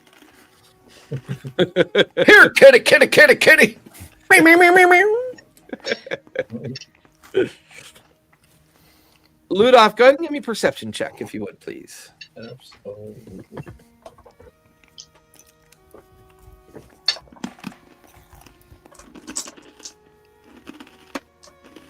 That is a 15 plus 3, 18. 18. The vantage up here is pretty good. You can see back in the direction of the heart of the town. You can see over to where the mansion is on the other side of the hill. And you can see a vast kind of hilly and farmland terrain that just looks to be kind of this darkened and kind of foreboding kind of mixture of rot and absence of life. Just this feeling of a pervasive energy that seems to just kind of be absorbing everything about this place. Its own rot kind of undertaking a transmutation of the place.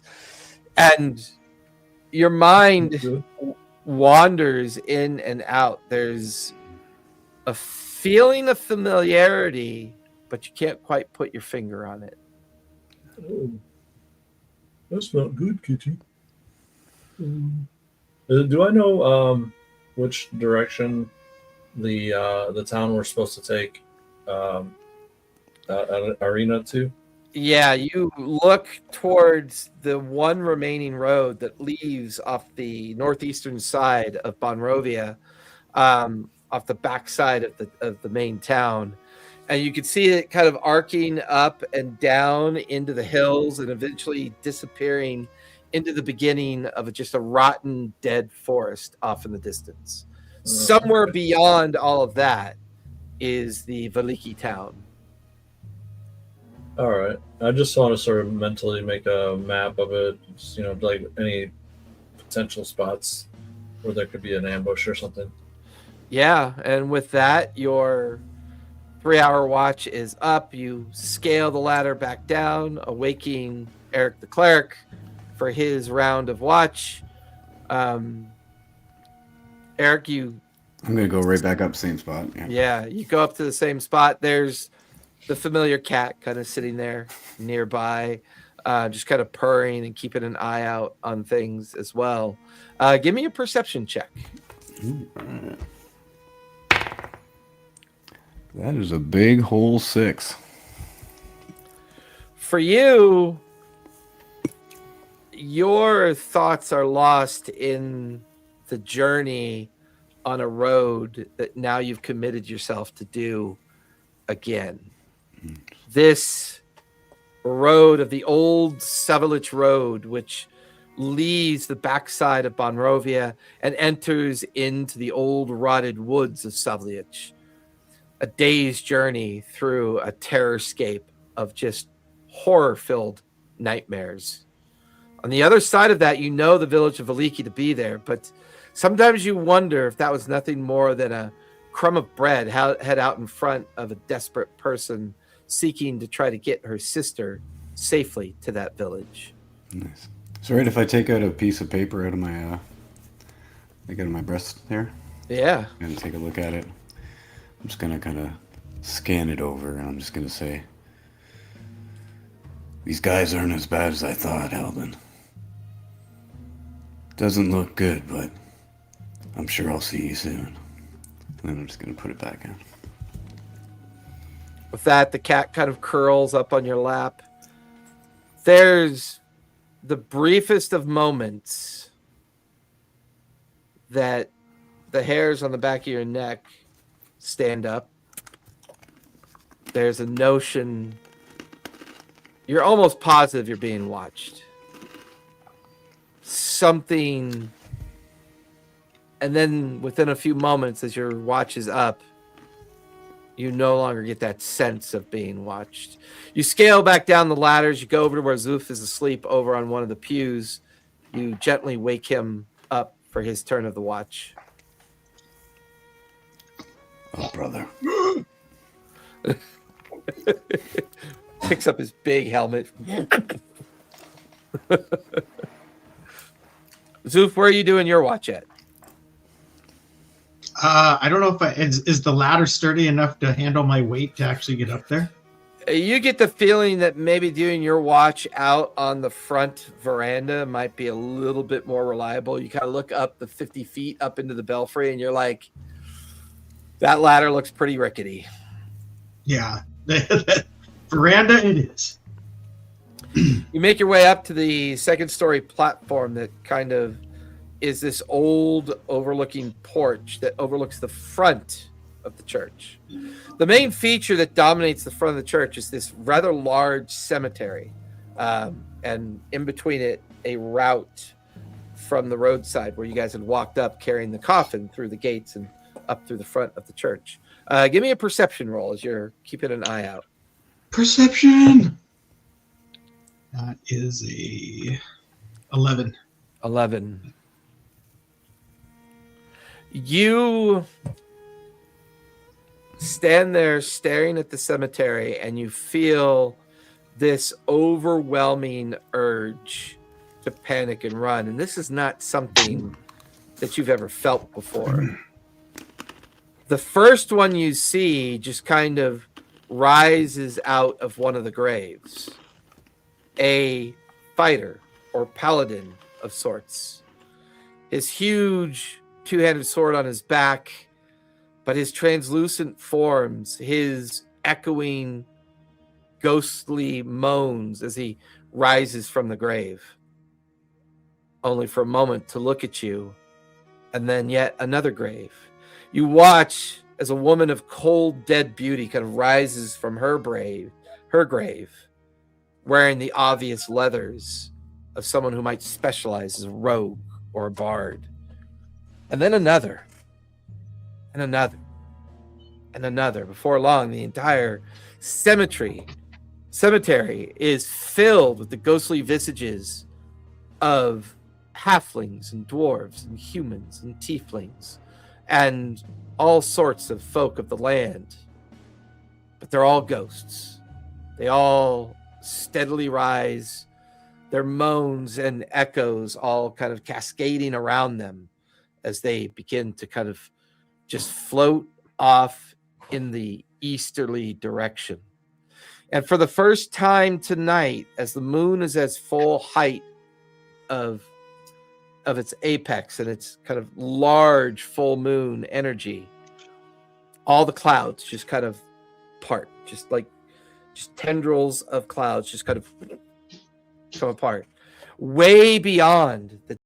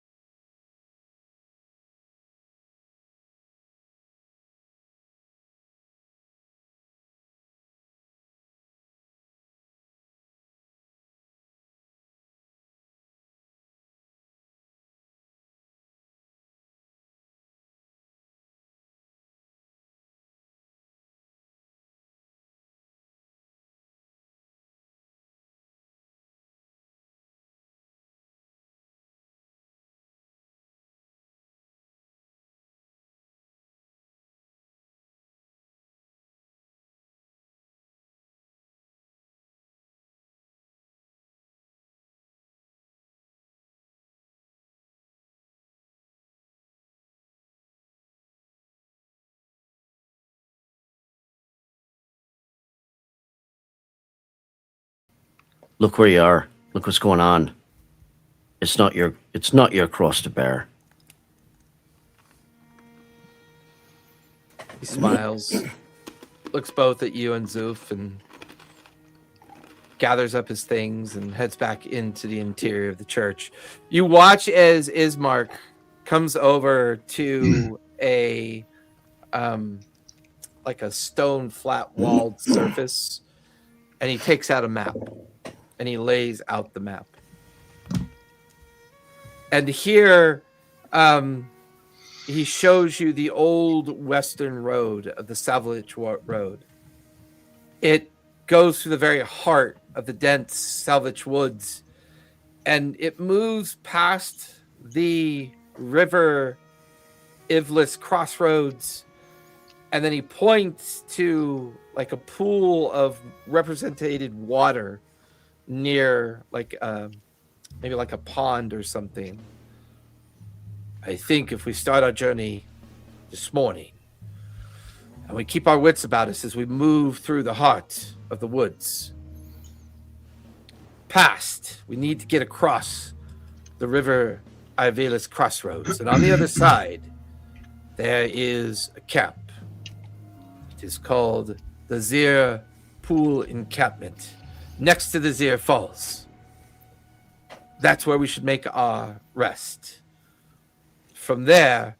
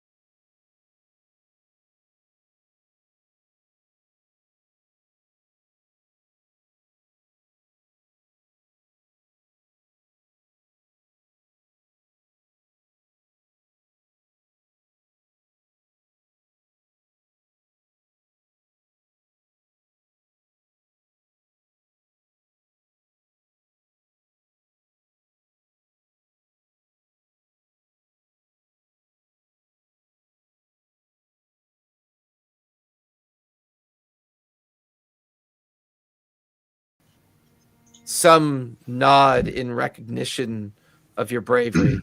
Some shake their head, realizing this will be the last time they see you. And it is a town that knows the scar of defeat, because the scar can't heal. It can't go away. Whatever's on the other side of that wood, whatever on the other side of that town, whatever rests up in that castle, it is something that has been terrorizing this land for too long. The moment you're through the town, I will say this much. There's at least 3 gypsy wagon purveyors, like Vardos, nearby, where they are offering up wares if you want to attempt to see if there's anything of specific value available or could be used for the road's journey. As we leave the town, though, I'm trailing behind everybody else, and I turn and I pick out one person in a window somewhere or a doorway, and the skull mask is back on, and I just kind of stare at them. Why? And then turn around and keep walking. I can see you because I'm in the lead, and I raise my trunk, and it blows out a sort of bagpipes sort of sound that I chant along to, and I drum the pace of my walking with my mace against my shield. Bagpipes. I love it. I follow you. I follow you I into the chant gates along of with hell. them. I chant along with them, but very poorly. Very poorly. Can I make either an Arcana check or a history check or something to see what I know of vampires, given my kind of occultish Yeah. expertise? You can actually. Which is better, history or Arcana? For me, Arcana. Yeah, give me an Arcana check with advantage. You have plenty of knowledge about this. All right. 18. You're beginning to realize the rumors and myth about a creature that is the origin of all vampires is what might be facing you at this point. It's the myth of the cursed land, and that myth is that he is beholden of such great dark power that as his power grows, it consumes the living spaces around him. His power is something that can both trap as well as consume the lives of those creatures and things that he is kind of lauding his power over. You're beginning to realize that, yeah, this is Strahd.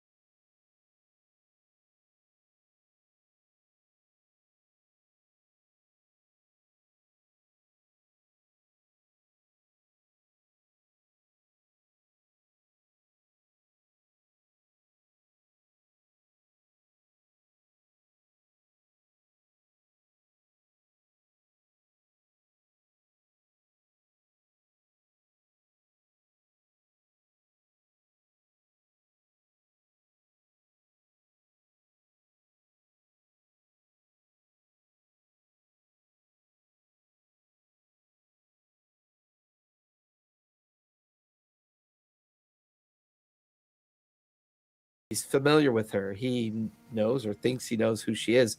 He's bitten her twice. As long So as I she look- travels with you guys, there's going to be a risk. And where is she in the marching order? She's me. in the middle. Ismark and Zoof are up front, with Ludolf slightly behind. In the Okay. middle is Ireena, Eric the cleric, and Lucian in the middle, with you kind of bringing up the rear slightly from the backside of the line.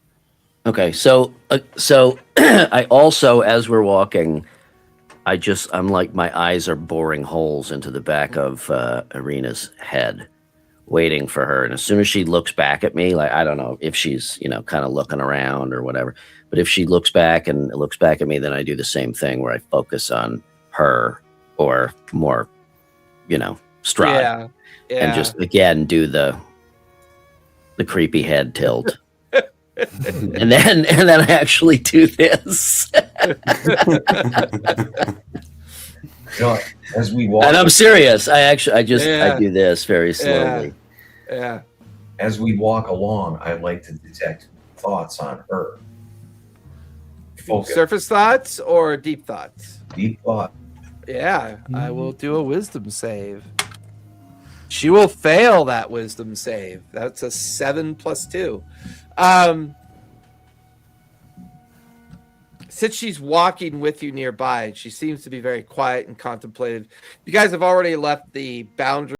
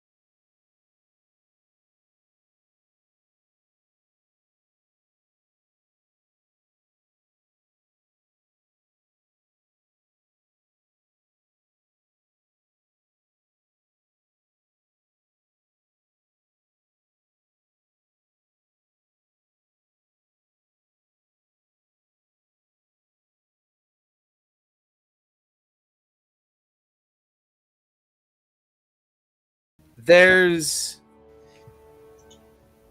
the darkness of the forest in front of you is obvious. You know you have to travel through this. But with these keen thoughts of what you've done already, the destroying of the undead at Bonrovia, meeting fatefully Eric the Cleric, who is a survivor of one of the other parties, convincing Ireena to join you on this trip, to guide her to safety, to keep her safe, and to keep her from falling into the clutches of this individual. Each one of you have your notions and reasons for why you're here.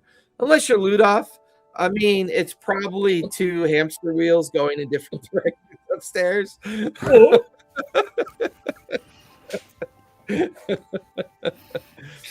It's a good thing for the mute button. I was laughing so hard. Oh, lady. But as Zoof's energy and this notion of his chant, little kind of divine energy like begins to kind of pour from his weapon and float back and up and kind of expand all around you. Very subtle, but it pushes back, keeps the darkness somewhat at bay around you. There's this feeling of a moment of joy, a moment of relief, almost as if somebody else is watching for the first time. There's a slight split in the overcast clouds that kind of split and crack momentarily. And just the subtleness of sun kind of makes it through the clouds. And it collides with Zoof's chanting and his assuredness that this is not going to happen to us. This is not going to happen to him. Faith is the origin story of everything. It's the faith in oneself, faith in your power, learning to be faithful in understanding of what you want to do and how to do it. The energy of divinity flows from Zoof all around you. As you begin to get closer to the darkened woods, and even the darkened woods cannot collapse this light, cannot undo this. The distant howls, the crunch of broken rock and branch. You look up into the boughs of the nearby trees to see strange, large ravens with bright red eyes watching you. As you guys pass out of the threshold of the open plains and into the beginning of the tree-lined road towards Ravenloft, the home of this creature, this baron, this power that seems to be consuming the living nature of this place. And that's where we're going to finish. However, with Zoof's chant, for the next 8 hours of travel, you guys have protection from evil as long as you are within 30 feet of Zoof for the next 8 hours. And on top of that, welcome to level 5. So everybody, yes, level 5. Sweet. Gotta love short form campaigns. I want you to have probably, we're probably not going to level for a while, so enjoy that level 5. Everybody linger for the schedule chat. Otherwise, everybody else out there, thank you for watching. Be safe, be kind, and don't forget, play a game, everybody. We'll see you next week.